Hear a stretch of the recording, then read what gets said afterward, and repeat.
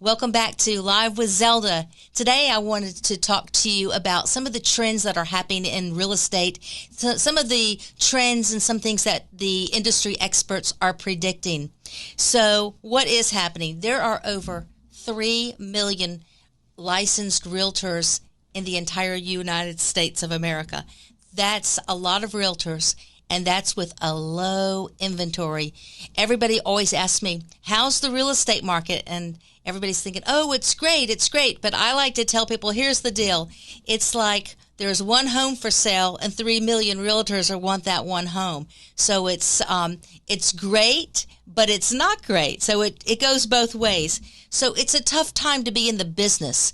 And that's really my point, is it's a tough time to be in the business. And so when you are looking to buy or sell a home, you want to make sure that you're really bringing in the top producers and the people who can really help you negotiate and through the maze that we're going through at this time. So now is a time that I wanted to look into the future a little bit. And I got I did a lot of research on my own. I also went to industry experts, Mr. Brian Buffini. I went to Mr. Yin, and lots of experts. Wells Fargo also has a lot of great information out there, just to name a few. So there's a lot of real estate gurus out there. They do podcasts, they do blogs, they do this, they do that. So they're all in your ear. But what you have to do is on your own, go through that information and determine what works and what's best for you. Because like everybody else, everybody has their opinions. So there's a lot of information. You have to come to your own conclusions. That's the main thing. So we're living in crazy times right now. We all know that. And there's a new normal. At least it's the new normal, at least for now. So it's now not a time to panic. I always hear, oh, the market's going to burst. We're going to be in a bubble. We're not in a bubble. A bubble was way back when the lenders were giving out loans like they were candy. They're not doing that anymore. They're making sure that if you're going after a loan, you're qualified. They're just not passing them out. So while things might change, I don't think it's a time to panic that the bubble is going to burst. It's kind of like the stock market. It goes up, it goes down. Well, it's a seller's market, it's a buyer's market, it's a seller's market, it goes up and down. It's just not time to panic.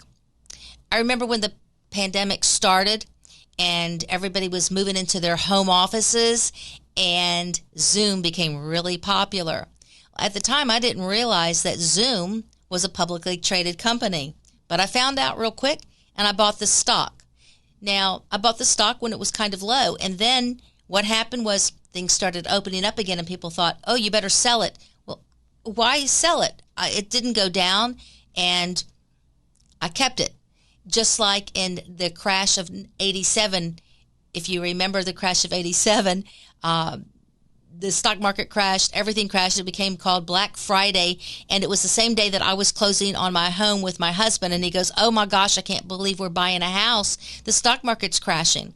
And I just said, well, we don't need to panic. We aren't selling our stock, so don't worry about it. And of course, we know the stock market bounced back. So again, you have to listen to the information and decipher it for yourself and do what's right for your family. So when the pandemic started, everybody was going to predict that the real estate market was going to drop by 30%.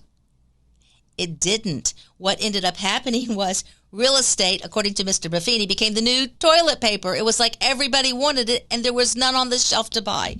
So everybody wanted real estate, and the inventory was horrible. And it's still horrible. It's the lowest inventory we've had in 50 years. That's a lot. So people say, well, I'd move, but I have nothing to buy. Well, that's not true. And, I hear that a lot. I'd move if I had something to buy because look how much money I can make on my house, and I'd have to move and I'd have to spend the same amount of money. Not necessarily. In fact, if you hire the right realtor, they can help you negotiate that so that you're not spending everything, or you're moving up or you're moving down, or you're getting what you need for now. I can tell you that what the people who are winning the multiple offers that we're hearing about, and they are there, they're the ones who they're buying a home before they're selling their homes. They're moving into a temporary home, or they're doing lease backs with their existing home, but they're getting creative and they're doing things like that in order to move on with their life. They are eliminating contingencies. You cannot get a home now if you have to say contingent on selling my existing home. You're not going to get the deal, okay? That just happens. If you have to say, gee, I don't want to forego an inspection, and I never say forego an inspection, but people are doing that to win the bids. Maybe you can lower a 10-day inspection to a 3-day inspection, things like that. But I can also tell you, this is not the time to procrastinate. Before, you used to be able to go out and see 10, 12 homes if you wanted and think about it overnight. Now, if you procrastinate what you're thinking about tonight, somebody else thought about last night, and there's already a contract on it. I've shown homes, I can't tell you, that just became listed in the morning, and by that afternoon, they're gone. I wrote a book with my son. We co-authored the book called 14 Days to Sold. We joke in the house now and say we should rename it 14 Minutes to Sold. And sometimes I think, well, maybe 25, because you have to get back to the office to type up the contract. So homes are selling super fast. And yes, there are still multiple offers. We had a multiple offer on a home that had 26 offers. 26. And it's not always the house that's the highest offer that matters. So there's all kinds of things. Again, those contingencies. Look into that. That's going to help you. So first-time home buyers, last year, they made up 34% of the buyers. And the year before that was 31%. We're seeing another trend. 11% of buyers are multi-generational families. We're seeing younger ones moving in with their parents, or older parents moving in with their children, or they're selling a home and moving in together. I actually have a client that's doing just that. The parents are selling their home. The children are selling theirs. They're selling their home, and they're building a new home. And new construction is having a boom. Back when the bubble burst, there was no new construction. Now it's catching up. So these two families are merging, and it's happening everywhere. Just like another trend we're seeing is, now that people are working out of their home offices, they need 2 home offices, not 1. So that's been a challenge also. But again, people are pulling their funds together to buy that one multi-generational home, and that is what we're seeing happening a lot. 2 generations living in the same home. So nationwide, 15% of the home buyers are buying new construction, compared to 28% in years prior. But again, it's a catch-up game. It is a catch-up game. We're seeing a lot in our area of Northeast Florida. A lot of apartments are going up. They're everywhere. It seems like everywhere you turn. I was looking at the Jacksonville Daily Record just the other day, and it was talking about apartments everywhere. So these are not just trends that we're seeing locally. These are national things. We're in a wild ride environment right now. What I said before was people would go and look at homes and they'd see maybe 12 homes. You'll see 8 now if you're lucky. And you have to just act quick. And I say 8 because sometimes it's like the one you saw this morning and you want to put an offer on this afternoon. It's gone. So on average, 8 homes. So when you're looking at homes and you're thinking about selling your home or even buying a home, you have to choose the right realtor. And that's one who knows how to ask you the right questions to find you the right house. Because your agent needs to listen to you, listen to what your needs are, and listen to what your wants are. And they can locate that, they can negotiate that, they know what to put in that contract to help you win that offer against any other multiple offers there may be. So, and a good agent will stay with you long after the sale. So, like I said, we're still seeing multiple offers.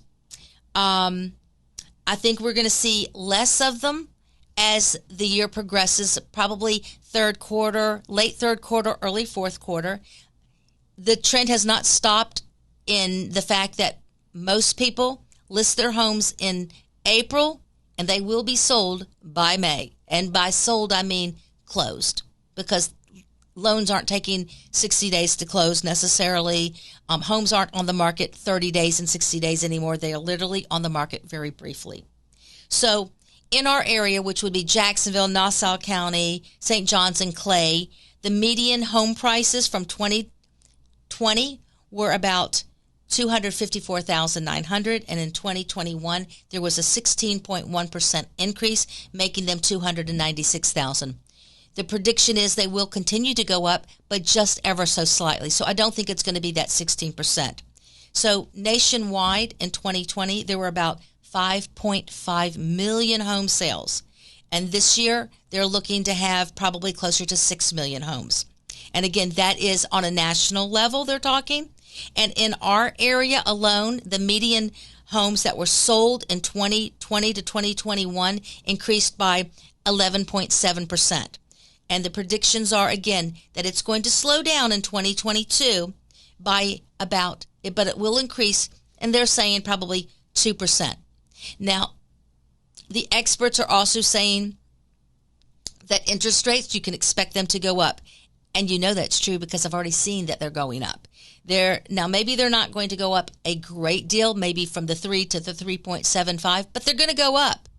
And that is going to have a trickle-down effect, especially on those first-time home buyers, because even though that interest rate doesn't sound like a lot, it will knock out some of those first-time home buyers. So those people who are moving up to that first home, it's going to stop them, which may again then stop that person who wants to move into they're moving out of the starter home and moving up.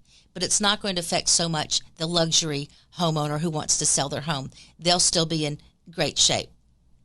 I mean, everything is affecting, it's the trickle effect. It's people want to qualify for the mortgage, but prices of the lumber are being affected. We've seen that all over the news. The appliances are skyrocketed. Not only are they expensive, they're back ordered.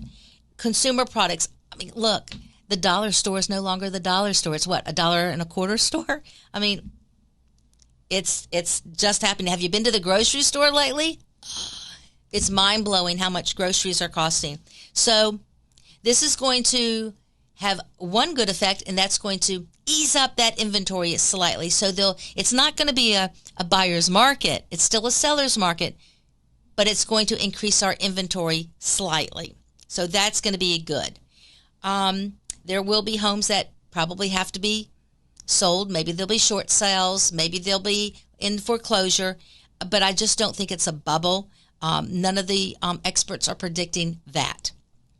So, again, the buyers looking for the luxury homes, I think you're going to be in good shape. But don't take your time. It's still competitive. You don't have time to mull it over. You have to act. And again, if you have the right realtor, you can move without too much stress. So you want to bring in the right realtor to help you negotiate those little nuances that will get you the deal. And again, we're thinking that the feds are going to fast track. They're going to buy less bonds. It's going to cause interest rates to go up. But again, we're looking at this late third quarter, early fourth quarter. What else are they saying? Again, the multiple offers are going to still be there. They're just going to be a little less. I keep talking to you about hiring the right realtor because there's so many realtors out there, or licensed people. They're not full-time. They don't do this every day, day in and day out. So they're not as skilled. It doesn't mean that they don't have some skills, but this is a tough time for getting the deal done. So you want to make sure that you've got the right person. It's not 1, 2, 3 homes and I'll take that one like you see on the television reality shows. It's just not there. It's just a hot market. But this is where the rubber meets the road, where you need to bring in the experts. You want a realtor that's going to meet with you face-to-face, if that's how you want to meet, or they'll meet you through Zoom, text, telephone calls.